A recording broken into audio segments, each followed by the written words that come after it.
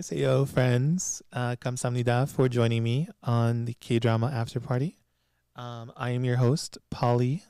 As you can see, I'm writing solo. Unnie is actually traveling. She's away. She's in a country that starts with a B. That's all I'm willing to give away right now. I don't want anybody to go stalking her, following her. Um, Although I know she is quite visually appealing. Like everybody wants a piece of that. Um, this is totally not a second take. And I totally haven't done this before. And I don't feel like I totally killed it with my pronunciation on the first episode. I mean, the first draft. But we're leaving that in the past. Today has been a week or not today. This week has been a week for me. So in my regular job, I work in leadership and I manage a team. And I've been hiring, and I have a new hire who's awesome. We love the new hire. He's great. But I've been doing a lot of call listening with him. Like I've been taking calls. He's been listening. In the industry, we call that yjacking. The industry is crazy. Bright lights and cameras. Oh no, actually I have to record a video for work. I was not sure if I was going to do it, and I was like, oh yeah, like I can't do it because I'm busy this week. And then the person that was doing the video in marketing threw some time on my calendar, and I was like, well, at this point I guess I have to accept because I didn't make an excuse for the next week.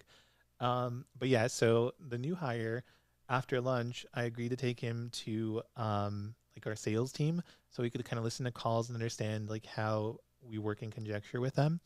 And the sales guy was like, hey, did you bring a yjack, which is like this really cool technical device that has two headsets so you can like speak and people can listen. And wouldn't you know it, I didn't bring the yjack. So I had to run back across the street because we have multiple buildings. No, not to flex on you guys, I mean, but we do. And yeah, when I went back to the other building, our COO was like, hey, Paulino, do you have a second? And I was like, literally 1 second because I have to go run this back to the other side where the person is. He's like, okay, well, go ahead and stop at my office on your way back. And I was like, okay, I can do that. So I run back to the other building, and then I run back to my building, and I have to stop in the middle to catch my breath because I don't exercise. I don't believe in that. That's not part of a religion that I subscribe to. My body is a temple, but it's going to be a temple I rest. I'm going to be a monk. There's no stairs. It's all flat. Well, there, no, no, it was just going across the street, but it's a bit chilly outside and I'm not used to walking. And also, now our producer shaming me and getting the biggest kick out of this. There is like a little hill though. I did go down a little hill. And also like if somebody that's like higher up tells you to do something, you got to be doing on the double. So I was walking or not walking. I was no, I shouldn't say I was running. That's a that's a falsification. I was fast walking, but I was fast walking at a gay pace. Gay people walk faster than straight people. What is that? Maybe all the iced coffee that we drink, maybe that's what makes us faster. I don't know. But anyways, I digress. I guess the point of that story was to say what a week it's been. And in exciting news, we have another new hire that's going to be starting next month. So yeah, that'll be great. Oh, I just had to help with something that was really weird, and it was like a one-off thing. And like my the producer is asking if I got a raise. That would be a cool meeting. I don't think those happen until January. And anyways, back to what's going on in the podcast. What is going on in the podcast? Today we're going to be talking about Virtuous Business. It is a series on Netflix that's based on a UK series called Brief Encounters, I believe. That's right. Okay, cool. Yeah, it says it like in the credits, and my producer is nodding, so she agrees. Briefs as in underwear. That's a good clarification. In the UK, we do call it that.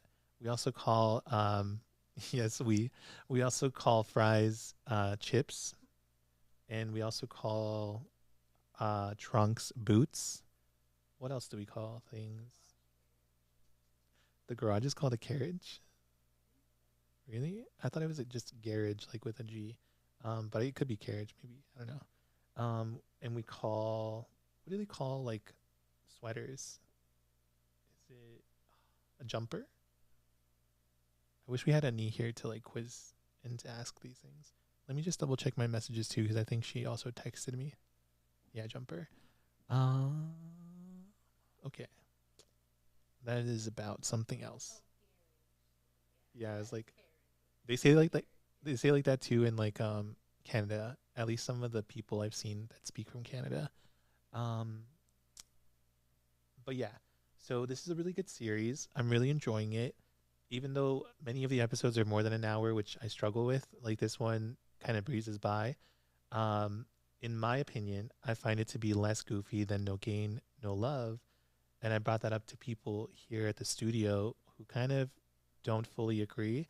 They feel like it's the same level of goofy, which you know what, I'm open to their opinions, and I do see that. Um, we were talking about how like it has some of the same tropes that most K dramas have. Like when we're introduced to the detective, he comes in slow motion.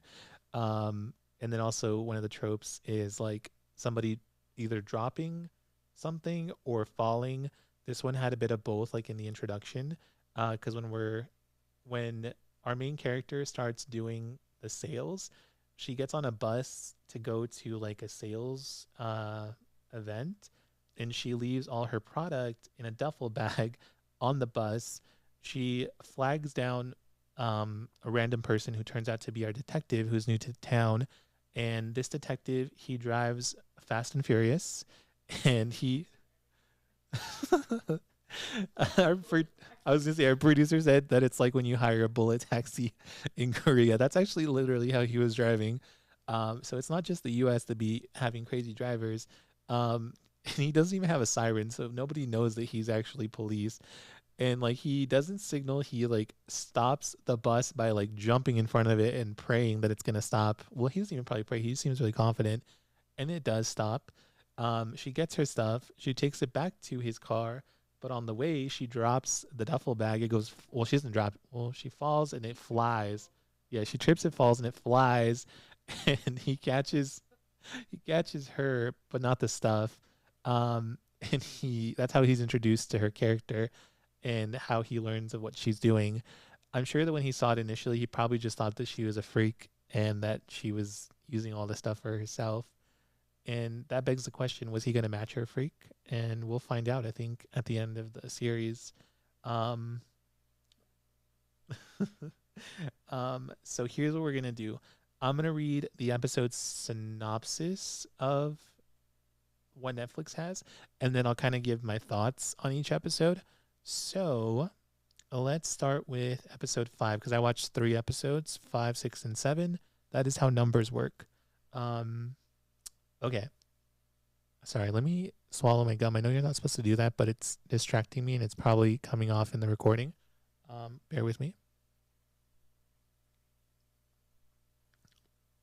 Producer, my gum like broke into 2 pieces and I had to like swallow them separately. You heard that? You heard that in 4K. She said that throat.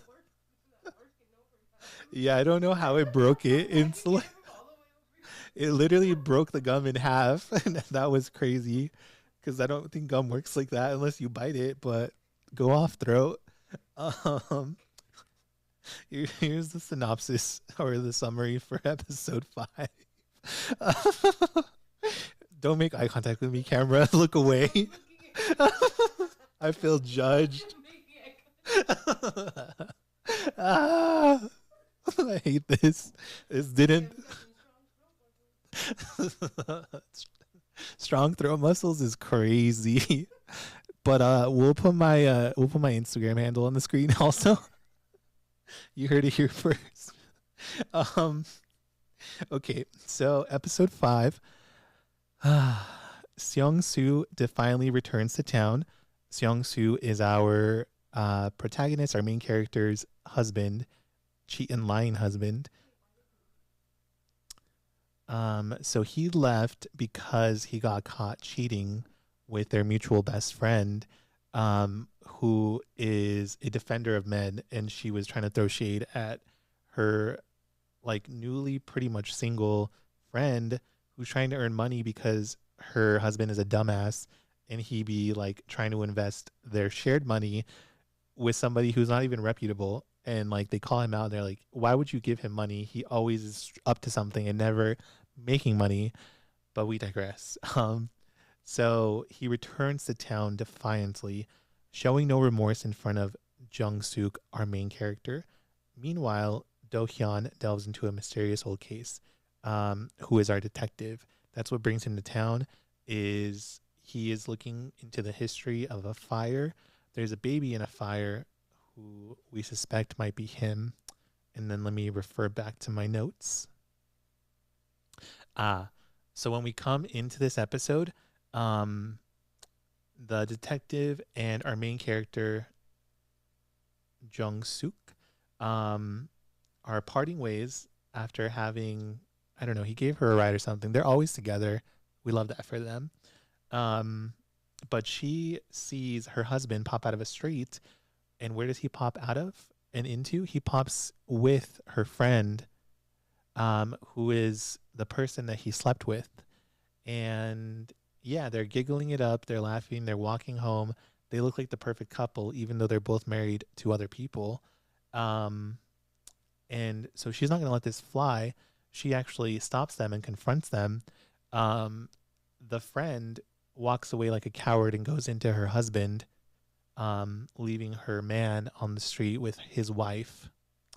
And she's like, what are you doing back here? How could you do this? And he's like, oh, my friend invited me back, being the husband, like the husband friend.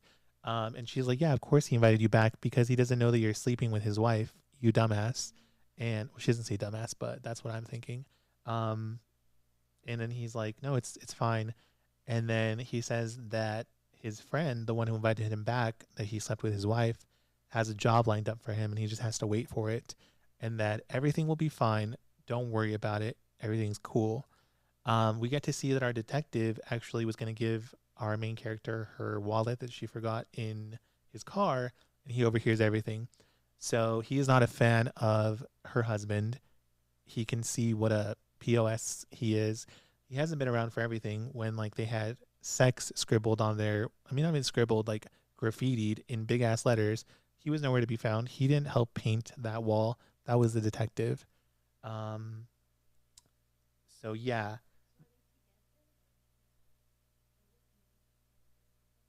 our producer is asking if the husband and the main character are together. They are not. Once she catches them in the act of cheating, um, I don't remember if she tells him not to come home or if they mutually kind of like decide that, but she does confront them in that moment. But yeah, they're not living together. And like, for all we know, we think that he's skipped town and like he's left because of being caught. Um, and then let me double check here. Okay. So then back to the detective. The detective went out to go eat with like his coworkers, and they actually sprung it on him that he was going to pay for the food because that's crazy. Like, how are you going to tell me that? I would be the first to leave. I would Irish goodbye. I hope that's like not an offensive term. I would just goodbye. Well, I wouldn't even goodbye. I would just leave. I'm known for that. um, yeah, but anyways, um, so then his like chief of police, his boss says, "Oh, since you bought dinner, let me go ahead and treat you guys to some dessert." We're thinking, "Oh, this is going to be like a nice dessert." He wants to take them to vending machine coffee. That's his idea of a nice dessert, which is crazy because like how much can coffee cost in the 90s in Korea from a vending machine? That's got to be like coins, like change. Um and then who comes by but the husband, the cheating husband. And it's quite funny because the detective confronts him and he tells him trash. That's all. That's all he says. Like he walks up to him and he's like the husband. He's like, I've never seen this guy before. And he's like, oh, this is a new detective, like the chief of police. And then he says, trash to his face. And then the husband tries to laugh it off and he's like, excuse me? He's like, I'm just meeting you. Like, what? And he says it again. He's like, trash. And then he looks very angry. And then he's like, you dropped your trash. Throw it away now. And then the husband tries to laugh it off and like, that little piece of trash? Like, what do you mean? And the chief of police also threw some trash. So the chief of police picks up his trash. He's like laughing about it. They think they're joking. He's like, pick up your trash now. Yeah, he's like, he is very daddy detective in that moment and very commanding. And our producer's asking if I think the detective is handsome. I think he's handsome from some angles. In other angles, I just think he kind of looks very average looking. She agrees. There was a moment too where he was like in bed in like a thermal, and he looked kind of muscular. So I feel like he has like a sleeper build. Like I feel like I don't. I hope we get to see him shirtless to like either confirm or what's the opposite of confirm? Disprove, disprove that. Um, but yeah. So the detective, or no, the chief of police, he's like, oh no, it's fine. I picked up my trash. Like it's kind of silly, but like do it.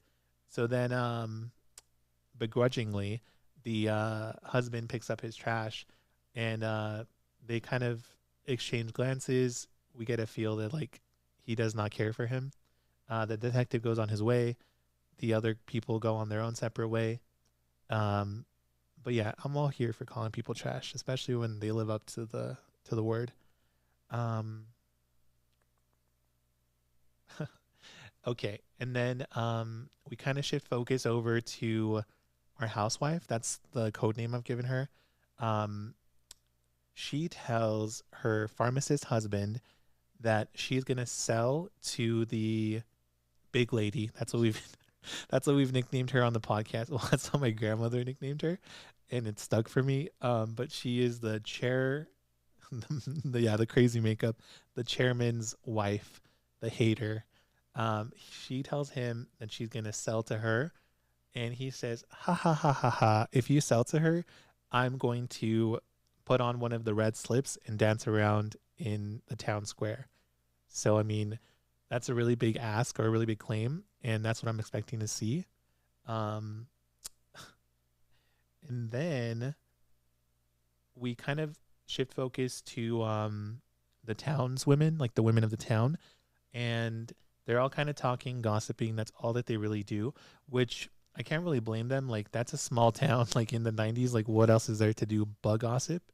Um, and I thought it was like the landlady who was like gossiping, but it was actually like the shop owner. Like they call it the supermarket. It's the tiniest little place I've ever seen. Like it's not even a supermarket. It looks like a convenience store. But it is a small town, so like I mean, go off. She's in her bag. She's a career woman. Um and like so then we shift focus back to our main women, the sellers, the four of them, and they're trying to come up with a like plan for selling to the chairwoman because they know that the chairwoman is kind of the key to like a higher clientele, like more money.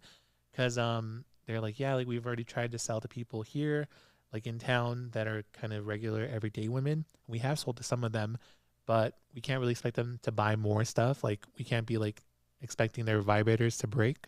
That would be a low quality vibrator. So yeah, they're kind of shifting their focus to like how do we sell to the chairwoman, and they go and survey the chairwoman's daughter, the one who bought a vibrator. She has like the kind of like asymmetrical bob. Which producer, does she give you lesbian vibes or is that just me? Yeah, she seems like a woman who is not heterosexual because like I mean, this is not. I mean, anybody can dress any way that they want, but yeah, I was gonna say she presents very masculine. Like it's not just the way she dresses; it's kind of her body language. Like she's always kind of like leaned back, her like hand in her pocket. She's a really cool character. If I had a couple drinks with me, I would hit on her. I would also like maybe not think that she's maybe a woman, but she is a woman. But yeah, they're like, hey, what's the key to your mother's like ear? Like, how do we get through to her? what's something that she what's something that she enjoys, and her daughter's like, she only enjoys one thing, and guess what that one thing is? That one thing is other people's misfortunes. And like our main character is like writing that down, and like as she's writing it down, she's like, "What?" She's like, "That's not the answer she was expecting." Like, but we as the audience can see that. Like, we're all expecting that because that woman is foul. Um, so then they like the four women start comparing their misfortunes, and like the beauty shop owner is like, "Well, I'm the most unfortunate here. I'm a single mom. Like what's more unfortunate than that?" And then they're like, "No, girl, like you're in your like career woman bag. Like you own your own business. Like you're a beautician." Um, and then we have our mother of I don't know how many kids. I think it's four kids. With the with the deadbeat husband who doesn't work, but he has a heart of gold. He's like kind of a I like him too. He is supportive, and then he's also kind of cute. Like in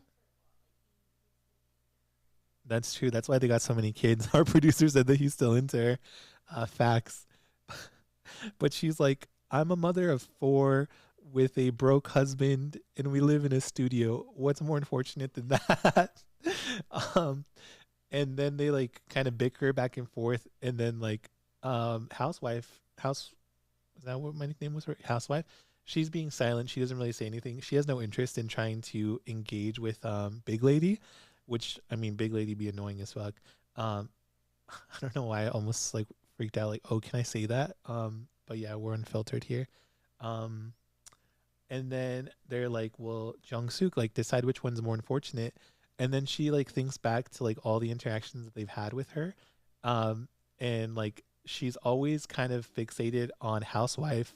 She's even tried to imitate Housewife, like the way she holds her glass, the way she talks, because Housewife is actually educated. Like she was a school teacher. She knows English. Like she comes from money, so she doesn't have to try to pretend to be like she the chairman's wife. Like she's very like nouveau riche. She's new money. Our housewife is old money, and she's educated, which probably threatens her. But yeah, it clicks for our main character that the person's misfortune she'd be most interested in is housewife.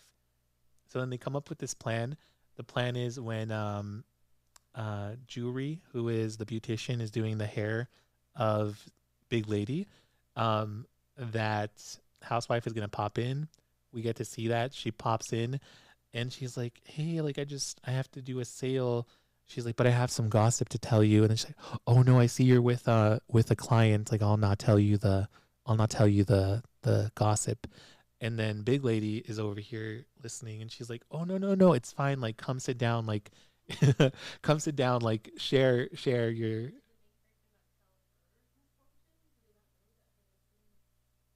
Um, I think at this point they do. Yeah, they do know that she's cheated, or that he's cheated. But like, I think that it's kind of like a sore subject, and they probably don't want to really bring it up. And also, like the lady probably, well, I don't know. No, I don't think Big Lady knows that, but like she just doesn't seem as interested. And like it kind of went like between those three, but then like she clicked about Housewife. Good call out though. But yeah, Big Lady is like, no, come sit down, like give us the gossip.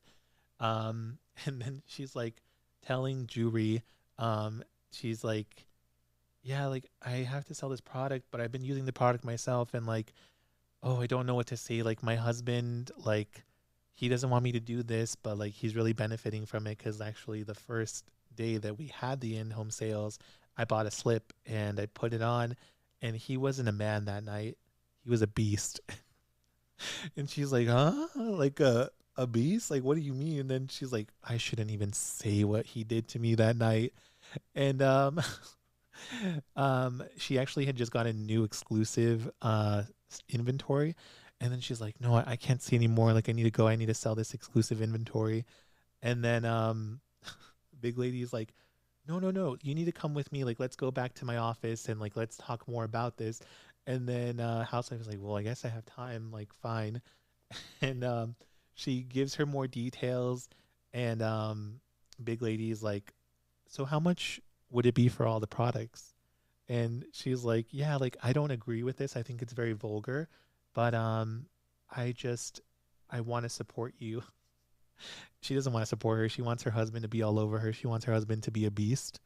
Um, and actually, in a plot twist, the girls go out to celebrate the big sale, and they actually see Chairman with another woman in the streets. Yeah, our producer gasped, rightly so. And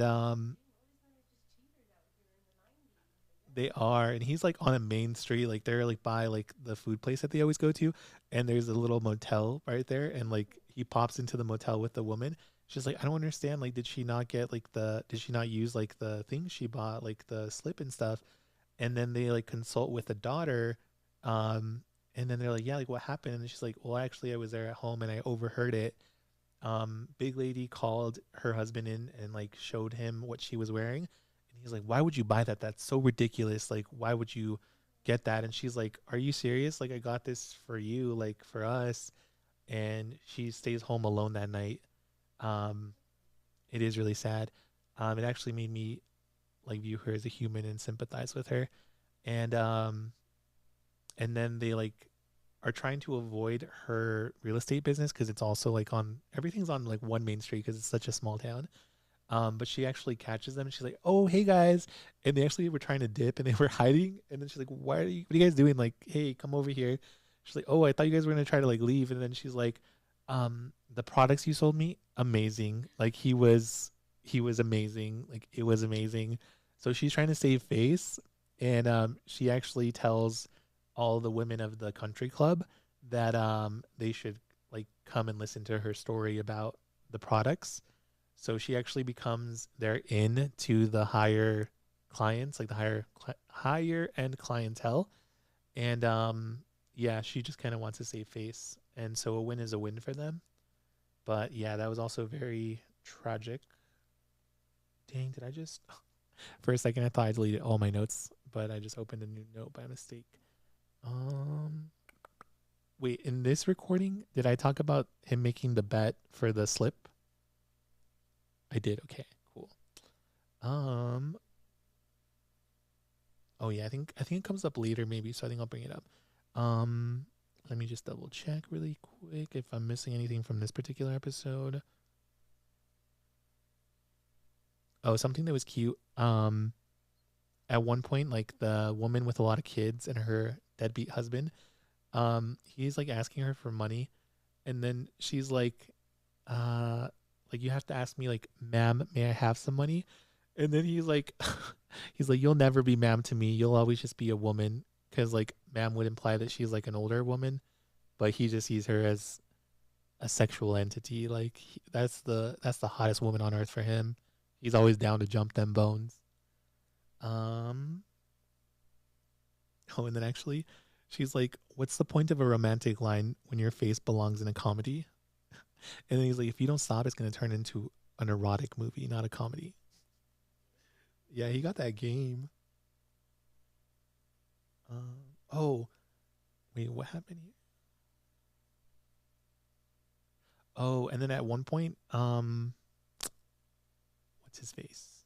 The cheating husband, he comes back to the house and he's trying to convince Jung Suk to take him back. She's not having it. She actually pulls out some green onions and she like hits him on the head with it, and then he runs away, which that was funny to me. Um, let's see. Oh, and then at the end of the episode, we see the detective drunk allegedly. She like is like, "You look really drunk," and I'm like, "Girl, he don't look drunk at all. Like he looks like his everyday self." He wasn't giving drunk, but that's what we're led to believe. Which I guess he was drunk, supposedly. Um, and then and then also what happens at the end of this episode is she tells because his proposal, like the husband to Jung Suk, is that they just carry on and like go back to being a happy family so that the son doesn't suffer. Like he's using his son as collateral damage. So she's like, "Oh yeah, like here, like let's go on a picnic." She packs everything up for the picnic. Um, and then she's smiling. Minho, her son, is really happy. And then because he tells her that, like, Minho, the son, he's like, we're always happy with my dad. He would smile and you would smile. Like, happy people, or no, wait, when you're with some, I don't know, I can't remember what he says. But then she comes to the conclusion that, like, if he can read my emotions and tell when I'm happy, he can also tell when I'm sad, her son. So basically, she tells the husband, like, I wanted him to just have this one nice memory, but we're actually going to divorce.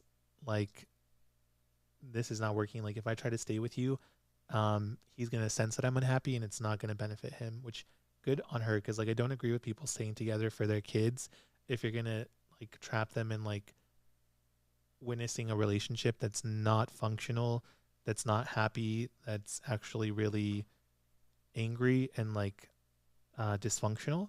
So good on her for like doing that. She also consulted her mom, and her mom tells her that the only reason she stayed married to her dad, even though they were separated, was to like protect her and like not have people be judgy about it. But actually, in a flashback, people were still judgy about that whole relationship. And then in episode 6, here's the summary. After making a big life decision, Jung Suk goes on a getaway work trip with the ladies, but upon her return, she finds herself in a perilous situation. So they go to like this little beach town, and there's women that do clamming want them to sell the products. One of the women like told them to come, or no, she told another person at the company, another person at the company to come, but she can't make it. So then the women go on a trip, and then the women are like, oh, this is perfect. Like, this will distract Jung Suk from her divorce, even though they're not telling that to her. And then come to find out that the woman that booked them is actually the mortal enemy of like the president or like boss of like the group of women that do the clamming. So she actually doesn't want to hear their pitch, and they actually go to the beach and try to help with the work so that they can get done sooner, so they can convince them to let them sell the products. And this is actually the most slapstick so far that we've seen, because there's so much physical comedy and so many issues. One of the women, the housewife, she's trying. So they're all trying to separate the two bickering women, like the manager or president, whatever she is, and the woman that told them to come, because they're fighting because their kids were like dating, and then they had a falling out, and they both talk shit about each other. But they're basically fighting. They're trying to pull them apart. How do we see like the moments of physical comedy? Because they're trying to separate the two bickering women. The housewife actually, in trying to separate them, she falls back into a bucket and she gets her ass stuck in a bucket, like her literal ass. And then one of the women is trying to throw, because like I guess there's different kind of animals on the beach. She's trying to throw an octopus at her enemy, and she actually hits Juri, the youngest girl, like the beautician woman. She throws the octopus and it hits her in the hair, and that was like the funniest moment for me, because she's like freaking out. She's like, ah, and she's like got this octopus in her fucking hair, which I would die. Like, I would just lay on the beach and just throw in the towel and like let the sea take me, because like the fuck, like that's so disgusting.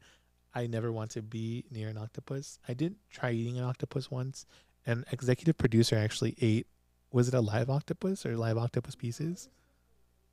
Oh, so it was like freshly chopped octopus that the nerves were still moving. Did you feel it in your throat? Oh, did you like the feeling? She didn't like the feeling. Oh yeah, I remember, because wasn't I there for that? Okay. I didn't see that then. I think I saw a video though. Yeah, I saw a video. But yeah, that was disgusting. Um, what else happens? And then what is my code name for her? Do I have a code name for her? Mother of four? I guess I don't have a code name. I guess we'll call her Mother of four. Just Mother. They throw some clams and they hit her in the back, and she's like, "Oh my god, that is so cold."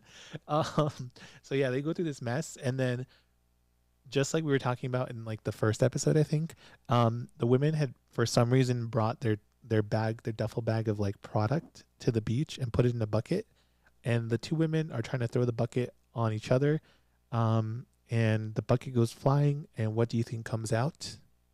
All of their product. All of their product falls on this muddy ass beach. Yeah, and then they're like, so much for selling this stuff. So then they go back to the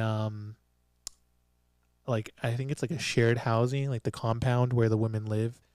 And the woman who asked them to come tells the president, you should be ashamed of yourself. You should buy all of their product.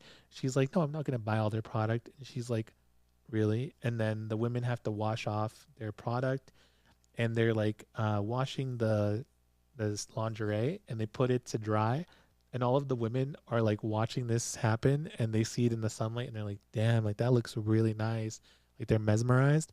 Even the president. And then the president shakes her head, and then she's like, what are you guys doing? Like, we need to go make our dinner.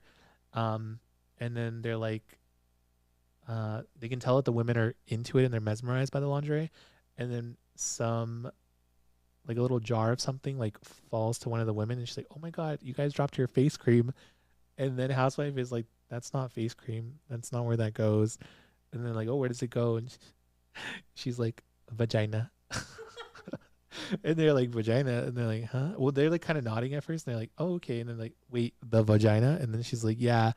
When menopause happens, the vagina gets dry, and this helps with chafing. This helps ease things. And then like, oh, and then they're like, that's why that's happening. I didn't realize that's what that was. And she's like, yeah, that's what that was. And somehow, well, not somehow, but like after kind of explaining the other products as well, they shame the president. And they're like, you should at least let them give a presentation during the dinner.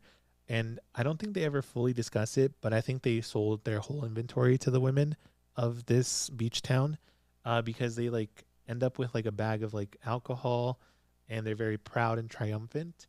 So I think that's what happened there. Oh yeah, and then also when they're drinking, sorry, give me one moment. Okay, when they're drinking, they're actually discussing something that unfolded in an earlier episode, where they're doing a survey of clients about the industry that they're in and the products that they're selling. And the questionnaire is like, what is your number one sexual fantasy? And so the women are like, how are we going to ask people this question and we don't even like answer it ourselves? And they go off on their sexual fantasies. And Mother, her sexual fantasy is doing it in a car. And her reasoning is that only rich people have cars in their little town. So she's like, yeah, I'll feel like I'm really rich, and that'll be an amazing experience. And then we get to see it unfold in a daydream sequence. And she looks very good. She has like long hair. She's in like this really like slinky red dress with like a black mesh like shawl, sitting on like the roof of a car. And here comes her husband, dressed like kind of like Jay Gatsby, like in Great Gatsby, like that kind of vibe. And this is like a really old car, like probably from like the 40s or 50s, but it's a classic one. And they kind of get in some moves on like on the hood of the car, and then they get in the back seat of the car, and they recreate something iconic from the 90s, which is the Titanic car scene. Our producer was like, "Yeah, I see that." And yeah, you see like the fog in the window, and then you see like the hand sliding down. But what really kills me is that the hand slides down, and then it goes to this pose, and she's giving the thumbs up, and we know it's her because she's wearing rings. So that killed me. And then we go to this one also kills me. We go to Jewelry, our beautician, and her fantasy is doing it with someone smart, and she also and she I know. Because she's self-aware. She knows that well, she stopped seeing her boyfriend. I think she kind of stopped seeing them. Like, I think she's kind of like a woman who like just dates around essentially. But yeah, her thing is that she wants to be with someone smart, and she also wants them to perceive her as smart. And what's funny is that I guess in the narrative we don't think that she has the brain capacity to come up with the daydream sequence for this. So housewife is the one to come up with her fantasy for her, and then she's like, "Oh, do you mean like this?" And then it cuts to her in a classroom, and they're studying English, and the nerd is helping her learn her English, and he quotes something from Shakespeare, and he tells her like, "Oh," she's like, "What is that from?" And he's like, "Shakespeare," and then she's like, "Really?" She's like, "How scandalous, Shakespeare." And he's like, "Not sex spear." He's like, "Shakespeare." And then she's like, "Ha ha ha ha ha, choke, choke, choke, choke." And then he's like, "It's not choke, it's joke." He's like, "You gotta say it with a J." And his pronunciation isn't even that good either. And I can't remember how it ends, but it ends up, I think it ends with her being dumb in the in the daydream too. And then Jewelry is like, "I'm not that dumb." When we get back to real life.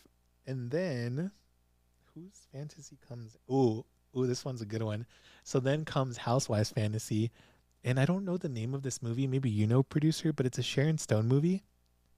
It's from the '90s. We're gonna Google it because maybe if you just Google Sharon Stone '90s movie, like I think it's Basic Instinct. I'm pretty sure it's that one.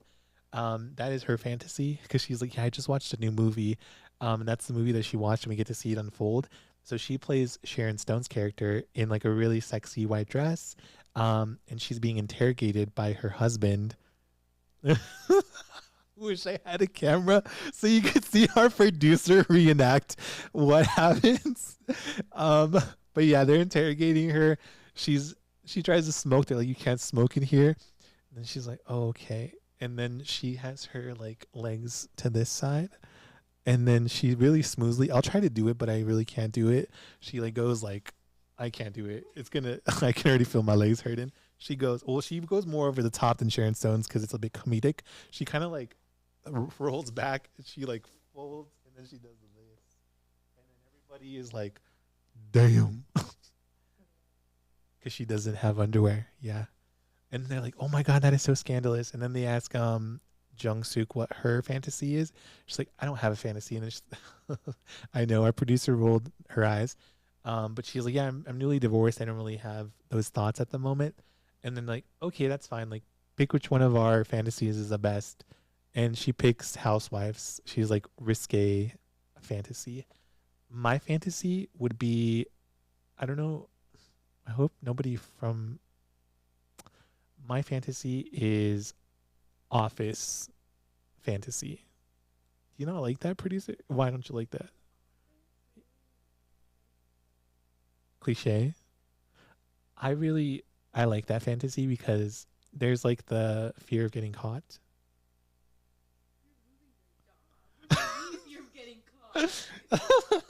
What if she said fear of losing your job, but like what if we're both on break? That doesn't count, right? If we're on lunch, if we're on our unpaid lunch, okay, I changed my answer then. It's in a car on the lot by the office. Technicality. We got tinted windows now. It's fine. Um Let me double check if I need anything else to go over in this. Oh, um I don't remember the context of why she's. Oh, yeah, yeah, yeah. When they're first going on the trip, they're like, "Oh, we need to help our friend and we need to help her get over the divorce." And Shuri is like, "Should we introduce her to a man?" And they're like, "No, a man got her into this problem. She doesn't need a man right now." And I'm like, "That's kind of me," like, because I'm like, we should always be putting ourselves out there and talking to men. But then Mother says that's like feeding meat to someone with sudden indigestion. And I was like, flashback to yesterday because me and Ani went to K barbecue. And yeah, I had so much protein, and it was hard on my stomach. That's all for this episode. And then let's go over to episode 7. Okay, so the summary for this. Ooh, I don't like the way that bounced. Let me move that. Okay, so traumatized by a recent event, Jong Suk struggles to move on with her normal life, even as Do Hyun encourages her to take time for herself. This episode is scandalous and it's a lot to unpack. So she's going through town. She bumps into an old friend, like somebody that she knows, or no, knows her from school, I think. He's a man and he's carrying some flowers. And then he's like, "Oh, hey, Jung Suk, like it's been a while since I've seen you. I heard you're like I heard that you're in in-home sales now." He's like, "My wife, she really like is interested in that and she wants to buy products. Could you possibly do a sale for us at our home?" He's like, "I'm usually not in like town. I'm usually in the suburbs," which is crazy because they live in the smallest town ever. I didn't know that they had suburbs there, but he's kind of far. Yeah. Producers like saying the same thing. That's like that's she said they don't even have a coffee shop. Facts, but that's literally like because we're in Utah. Like that's the Salt Lake of that place. Like that's the capital of that place. That's the big city. Yeah.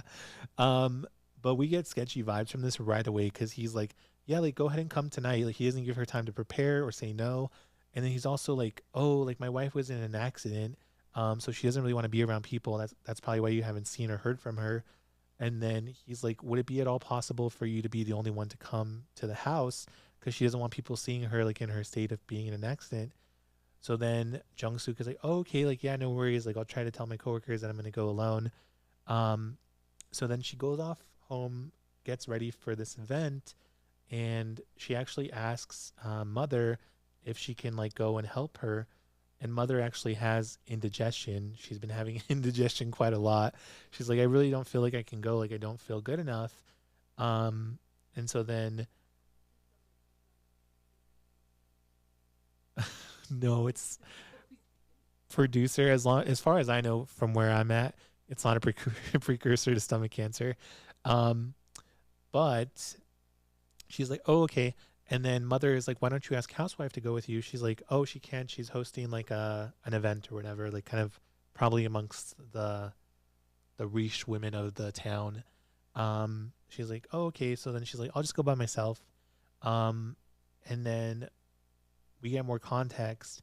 Mother is like, "Oh, like I need some medicine." Or no, no, she's actually just trying to rest. And then one of her daughters come, and then her daughter's like, "Hey, there's no more pads in the bathroom." And then like husband, deadbeat husband, offers to go get some, and she's like, "No, you shouldn't do that. Like this is women's tasks. Like let me go do it." So then she goes to supermarket, which is really convenience store, to go get pads. Um, and then they're actually talking shit about Jung Suk. I can't remember what they're saying, but her friend is defending her, and she's like, "Business is going amazing. Like she went to the flower merchant's house to go give an in-home sale, and then the women are like, 'That's weird. Like why is she doing that?' And then they're like, she's like, 'Because the wife wants to get products,' and then they're like, 'Well, that doesn't make sense. Like I thought his wife left him or doesn't live there anymore.' And then the other woman's like, 'No, like she still lives there. Like I think you're just thinking of someone else or something. Like that's not right. Like he has a wife.' So then they go about their business. Um, and then detective actually overhears the conversation.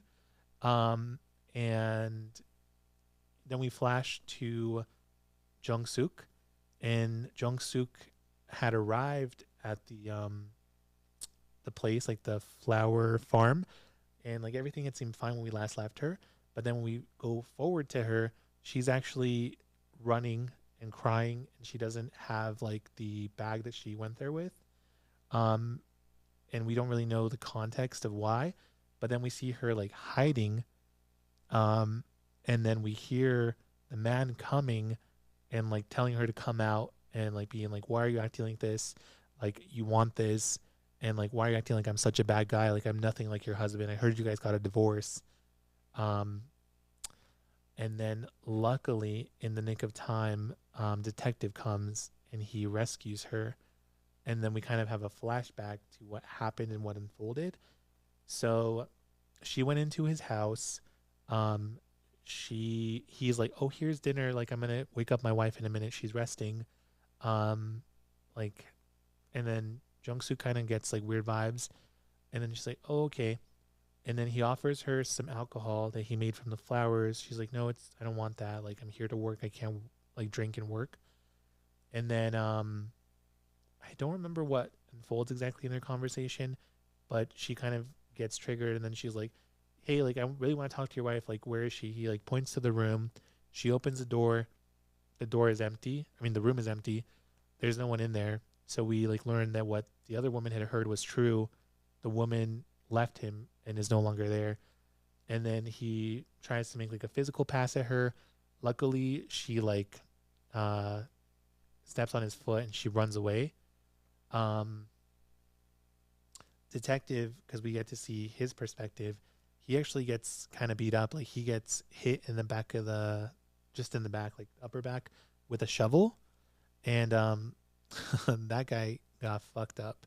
The one that was trying to essay her, um, like detective did not hold back any blows.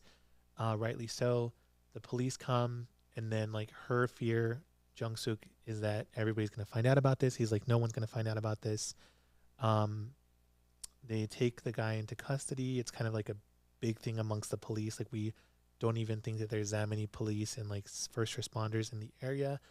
But then the detective's goofy ass coworker like kind of knows the context of what happened, and wouldn't you know it, he goes to the women of the town, like the supermarket owner and whoever else is there, and he recounts to them the story of what happened, but he's making it seem like he's the one that saved the day. And he like lets something drop. Oh, he mentions that it's like that all this went down at the flower merchant, and then they're like, there's only one flower merchant, and they're like, oh, that story from Mother, where she said that Jung Suk was the one to do this. Like, is that who this happened to? Like, is this what you're talking about? And then the guy's like, oh, you're a really good detective. Like, you should have my job. And then he just like, they're like, oh, so it is true. And then he's like, I didn't say that. He's like, I'm gonna leave, and he's all happy with himself for like looking like he's the hero.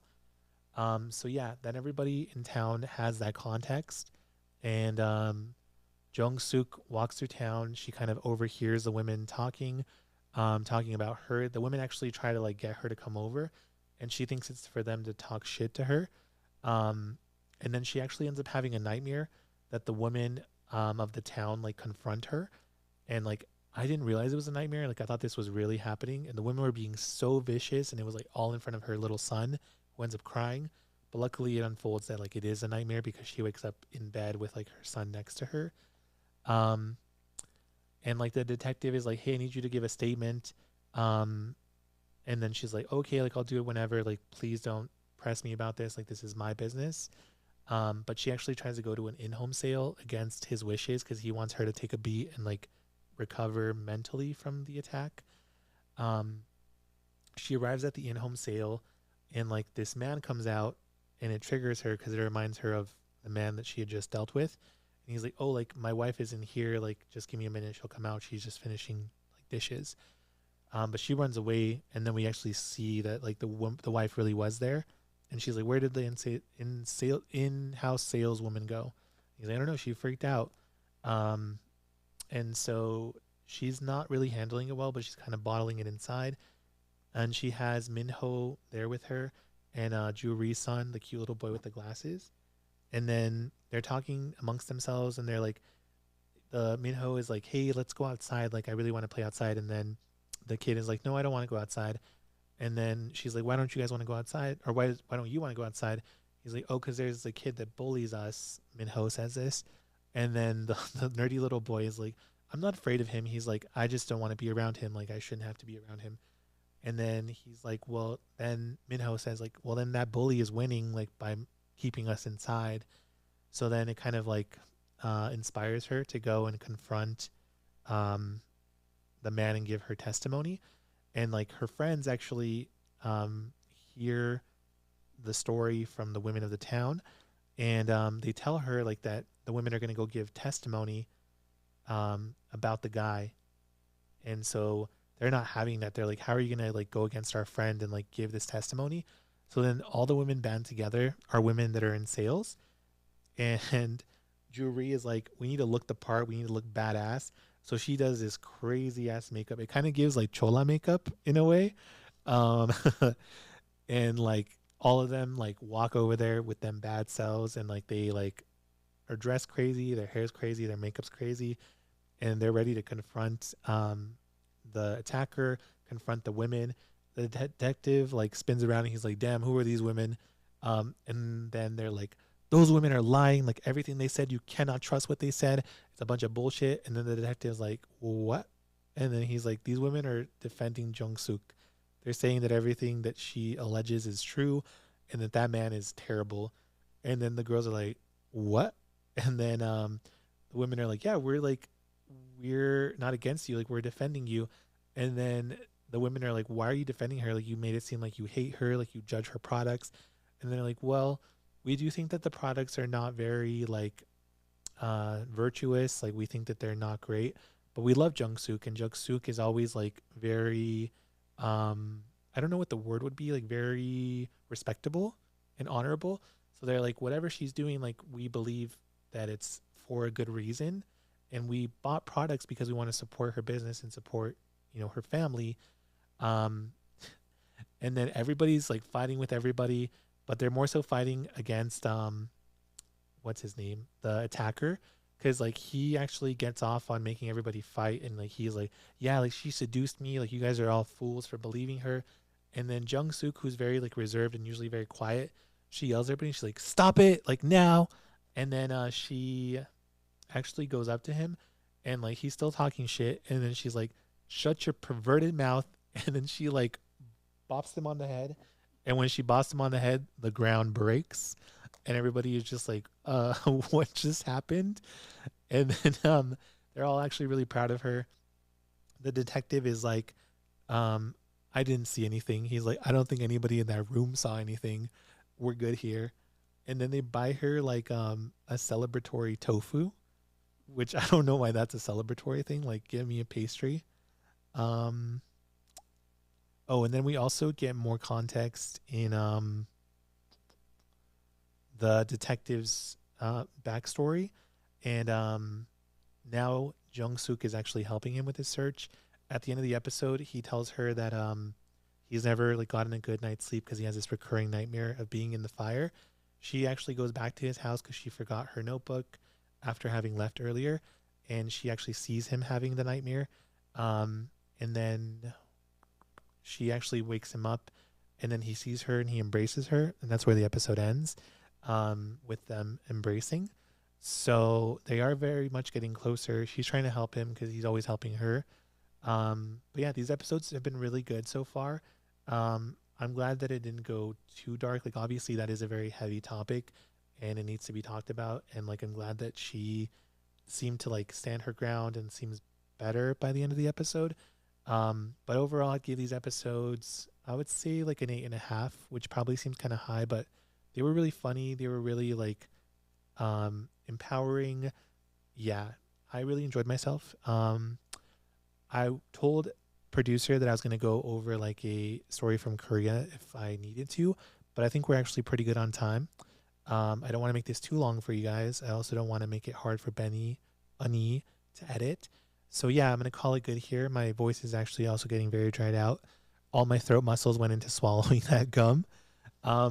Yeah, this is Pauli signing off. Thanks so much for being here, guys. 감사합니다. Bye.